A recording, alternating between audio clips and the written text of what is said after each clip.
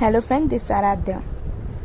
तो आज जो वीडियो होगा वो बहुत इंपॉर्टेंट वीडियो होगा। जितने भी इकोनॉमिक्स स्टूडेंट्स हैं और भी जो लोग हैं जो इकोनॉमिक्स टर्म्स क्लियर करना चाहते हैं, इकोनॉमिक्स का बेसिक क्लियर करना चाहते हैं, उन सभी के लिए। तो देखिए, कई बार ऐसा होता है कि आप कोई थ्योरी पढ़ रहे हैं या फिर आप इकोनॉमिक्स का कोई एग्जाम दे रहे हैं, तो बहुत बार ऐसा होता है कुछ वर्ड्स आपके सामने आ जाते हैं जिनका मीनिंग आपको नहीं पता होता है, तो आप उस मीनिंग को ढूंढने लगते हैं, सर्च करने लगते हैं। तो आज जो वीडियो होगा वो स्पेशली इकोनॉमिक्स टर्म्स के ऊपर होगा, उनका मीनिंग भी मैं आपको बताते जाऊंगी। तो पेपर पेंसिल लेके बैठ जाइए, नोट डाउन करते जाइए, स्क्रीनशॉट भी ले सकते हैं। जो हिंदी वाले स्टूडेंट्स होंगे उनके लिए भी मैंने यहाँ पर एक कोशिश की है कि मैं हिंदी में ट्रांसलेट करूँ, और इसलिए मैंने हिंदी में भी ट्रांसलेट किया हुआ है यहाँ पर। तो चलिए हम बिना टाइम वेस्ट के स्टार्ट करते हैं। So let's start. तो देखिए, यहाँ पर फर्स्ट टर्म है क्रेडिटर, यानी कि ऋणदाता। ए पर्सन और firm that lends money to a borrower, यानी कि कोई भी पर्सन या कोई भी फर्म जो मनी देती है बोरोवर को। और मोस्ट ऑफ द टाइम ऐसे होता है कि जो बोरोवर होता है उसे विथ इंटरेस्ट मनी को देना पड़ता है, क्रेडिटर को रिटर्न करना पड़ता है विथ इंटरेस्ट के साथ। ठीक है, यानी कि जब वो रिटर्न करेगा तो उसे इंटरेस्ट के साथ क्रेडिटर को मनी वापस करना है। सेकेंड पॉइंट है इन्फ्लेशन। इन्फ्लेशन यानी कि जनरल राइज इन प्राइसेस, यानी कि जो मूल्यों में वृद्धि होना। ठीक है, किसी भी चीज़ का दाम अगर वो बढ़ रहा है तो वो इन्फ्लेशन होगा। तो देखिए, नेक्स्ट वर्ड है स्कैसिटी। ये वर्ड आपने बहुत बार सुना होगा, अगर इकोनॉमिक्स पढ़ते हैं आपने, इकोनॉमिक्स में बहुत बार ये वर्ड देखने को मिलता है। Scarcity arises only when demand is more than supply. देखिए, स्कैसिटी कब होता है? जब डिमांड जो है वो ज़्यादा होती है सप्लाई से, यानी कि लोगों की डिमांड ज़्यादा होती है एज कम्पेयर टू सप्लाई। यानी कि किसी चीज़ की डिमांड बहुत ज़्यादा है और सप्लाई उसका उतना नहीं हो पाता है एज कम्पेयर टू डिमांड। एक तरह से आप कह सकते हैं कि लिमिटेड रिसोर्सेज में हैं और अनलिमिटेड वांट्स हैं, और हिंदी वालों के लिए अभाव शब्द यहाँ पर सही है बिल्कुल। ठीक है, तो यह स्कैसिटी, यानी कि जब रिसोर्सेज जो होता है वो लिमिटेड होता है और जो लोगों की डिमांड है वो अनलिमिटेड होती है, तो वो है स्कैसिटी। नेक्स्ट वर्ड है ट्रेड बैरियर्स। बैरियर आप कह सकते हैं कि एक तरह से रुकावट, यानी कि किसी भी चीज़ की वजह से, किसी कारण की वजह से अगर रुकावट आती है तो वो बैरियर होता है। तो ट्रेड बैरियर क्या है? देखिए, trade barrier relates to government policy. ये गवर्नमेंट पॉलिसी से रिलेट करता है, रेगुलेशन से रिलेट करता है, जो लिमिट करता है और कंट्रोल करता है इंटरनेशनल ट्रेड को। For example tariff.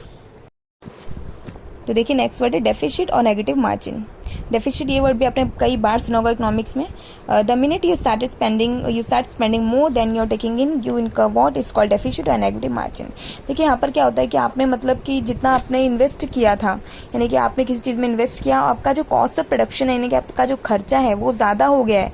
ठीक है, सेल्स से आपकी सेल्स जो जितने भी थी उससे जो कॉस्ट ऑफ प्रोडक्शन है वही अगर ज़्यादा हो गया है तो वो आपने इसमें घाटे में आप चले जाएंगे, तो आपका डेफिसिट आपके ये कहलाएगा। और नेगेटिव मार्जिन यानी कि उतना आपके पास आ नहीं पाया जितना आपने किसी चीज़ में डाला था, यानी कि आपका खर्चा किसी चीज़ को पूरा करने का एक प्रोडक्शन है, जो कॉस्ट ऑफ प्रोडक्शन है वो ज़्यादा हो गया एज कम्पेयर टू सेल्स, तो आपका डेफिसिट होगा, नेगेटिव मार्जिन होगा। आप एक तरह से कह सकते हैं कि फॉर एग्जांपल एक जो कंपनी है वो अगर अपने कॉस्ट को कंट्रोल नहीं कर पाती है तो उसे डेफिसिट या नेगेटिव मार्जिन जो मतलब वो झेलना पड़ता है। नेक्स्ट है नेशनल डेप्थ, यानी कि is the amount of money that country borrows from itself, यानी किसी देश की सरकार द्वारा लिए गए कुल कर्ज की मात्रा जो होती है वो नेशनल डेप्थ कहलाती है। तो नेक्स्ट वर्ड है मार्जिनल रेवेन्यू, हिंदी में सीमांत राजस्व। The additional income earn from selling one more unit of a good, यानी कि आपको जो एडिशनल इनकम मिलती है एक और यूनिट, गुड का एक और यूनिट सेल करने से, वो होता है मार्जिनल रेवेन्यू। फॉर एग्जांपल, आपके पास कुछ यूनिट ऑफ ऑरेंजेस है, आपने एक और यूनिट जो है वो सेल किया, तो आपको उससे जो एडिशनल इनकम मिली वो होता है मार्जिनल रेवेन्यू। नेक्स्ट वर्ड है कमांड इकोनॉमी, यानी कि अर्थव्यवस्था पर पकड़। An economy in which government directs all economic activity, यानी कि वो इकोनॉमी जिसमें गवर्नमेंट है वो डायरेक्ट करती है इकोनॉमिक एक्टिविटी को। ठीक है, यानी कि जो गवर्नमेंट है वो निर्देशन देती है इकोनॉमिक एक्टिविटी जो भी है, वो होता है कमांड इकोनॉमी, यानी कि अर्थव्यवस्था पर पकड़। देखिए, नेक्स्ट वर्ड है crowding out. A phenomenon that occurs when increased government involvement in a sector of a market economy substantially affects the remainder of the market either on the supply or demand side of the market। ये crowding out वो concept है, आप कह सकते हैं एक phenomenon है। ये तब होता है जब गवर्नमेंट का जो बहुत ज़्यादा इन्वॉल्वमेंट हो जाता है मार्केट इकोनॉमी के सेक्टर में, और इसका क्या होता है काफ़ी हद तक जो है इसका मार्केट के रिमाइंडर पर इसका असर पड़ता है, चाहे वो सप्लाई साइड हो या डिमांड साइड हो मार्केट की। ठीक है, तो यानी कि आप कह सकते हैं कि ये जब बहुत ज़्यादा क्राउडिंग आउट, यानी कि बहुत ज़्यादा इंक्रीज गवर्नमेंट इन्वॉल्वमेंट, ठीक है, यानी कि बहुत ज़्यादा जो इन्वॉल्वमेंट है गवर्नमेंट का होने लगता है, और इसका इफेक्ट कहाँ होता है?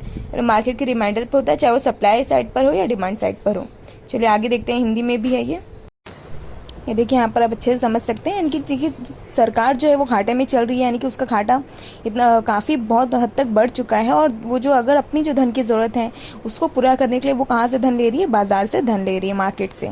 ठीक है, तो एक निश्चित समय के लिए यानी कि एक कर्ज की जो मात्रा है वो बढ़ जाने के कारण, यानी कि अब धन लेते लेते जो कर्ज की मात्रा है वो बढ़ चुकी है, तो उसका जो असर है वो उसका इफेक्ट कहाँ हो रहा है, धन की लागत यानी कि ब्याज दर पर होता है। यही है क्राउडिंग आउट। आई होप आपको अच्छे समझा होगा, हिंदी में भी यहाँ पर है तो आप अच्छे से समझ सकते हैं। तो चलिए हम नेक्स्ट टर्म पर बढ़ते हैं।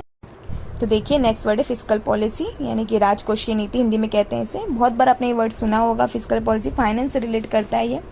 Fiscal policy is the means by which government adjust spending level and tax rate to monitor and influence nation's economy. देखिए फिस्कल पॉलिसी का एक मीन्स है, एक जरिया है कि जो गवर्नमेंट एडजस्ट करे अपनी स्पेंडिंग लेवल्स को, टैक्स रेट को, ताकि मॉनिटर कर सके, यानी कि जो स्पेंडिंग लेवल है उसको मॉनिटर कर सके, इन्फ्लुएंस कर सके नेशंस इकोनॉमी को। यानी कि मॉनिटर यानी कि आप कह सकते हैं कि एक तरह से चेक करते रहना एक period of time, at a period of time हर चीज़ सही जा रही है या नहीं। ठीक है, तो ये होता है फिस्कल पॉलिसी। एक तरह से आप कह सकते हैं कि गवर्नमेंट का एक प्लान होता है डिसाइड करने के लिए कितना मनी बोरो करना है और कितना टैक्स में कलेक्ट करना है और how best to spend it, यानी कि इस तरह के बेस्ट तरीके से इसे स्पेंड करना है ताकि इन्फ्लुएंस कर सके जो लेवल है इकोनॉमिक एक्टिविटी का कंट्री की। ओके, तो देखिए यहाँ पे हिंदी में भी लिखा है, जैसे मौद्रिक नीति को भारतीय रिजर्व बैंक आरबीआई बनाता है, यानी कि जो मॉनेटरी पॉलिसी उसे कौन बनाता है, आरबीआई। ठीक वैसे ही राजकोषीय नीति सरकार बनाती है, यानी जो फिस्कल पॉलिसी राजकोषीय नीति उसे सरकार बनाती है। जो राजकोषीय निश्चित आशय वित्त प्रबंधन के लिए खास उपायों के अपनाने से इसकी मदद सरकार खर्चों के स्तर, यानी कि जो खर्चे के स्तर यानी कि जो स्पेंडिंग लेवल है और जो टैक्स की दर है जो अभी मैंने बताया कि उसको एडजस्ट करती है। इसका अर्थव्यवस्था पर व्यापक असर पड़ता है, यानी कि जो अर्थव्यवस्था है हमारी इकोनॉमी है, ठीक है, उस पर इसका इफेक्ट पड़ता है। आई होप आपको अच्छे से समझा होगा फिस्कल पॉलिसी। अब आपको कोई डाउट नहीं रह गया होगा। अगर आपको कोई भी डाउट अगर आता है अगर, तो आप वीडियो में मतलब नीचे लिख सकते हैं कि आपको यहाँ पर डाउट है, तो मैं उस डाउट को क्लियर करने का पूरा ट्राई करूँगी। तो आई होप कि आपको पूरा ये टर्म्स जो हैं वो आपको अच्छे से समझ में आया होगा। मैं कोशिश करूँगी कि पार्ट 2 भी है जो वीडियो जल्दी से जल्दी बना दूँ आपके लिए, ताकि जिससे सारे मोस्ट ऑफ द टर्म्स जो इकोनॉमिक्स के हैं वो क्लियर हो जाए आपके। तो ये चैनल आपकी हमेशा हेल्प करता रहेगा अगर आप कोई भी एग्जाम दे रहे हैं, एमए, बीए या फिर यूजीसी नेट, जेआरएफ। और जो इकोनॉमिक्स टर्म्स के वीडियो होते हैं वो भी बहुत इंपॉर्टेंट है आपके लिए। सारे वीडियोस जितने मैं यहाँ पर दे रही हूँ सारे इंपॉर्टेंट होते हैं, और इकोनॉमिक्स टर्म्स जो है वो समझना बहुत ज़रूरी है, बहुत इंपॉर्टेंट है आपके लिए।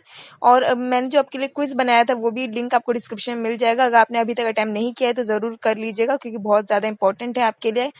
तो नेक्स्ट वीडियो में मिलेंगे, तब तक के लिए thank you, have a good day and do like, share and subscribe.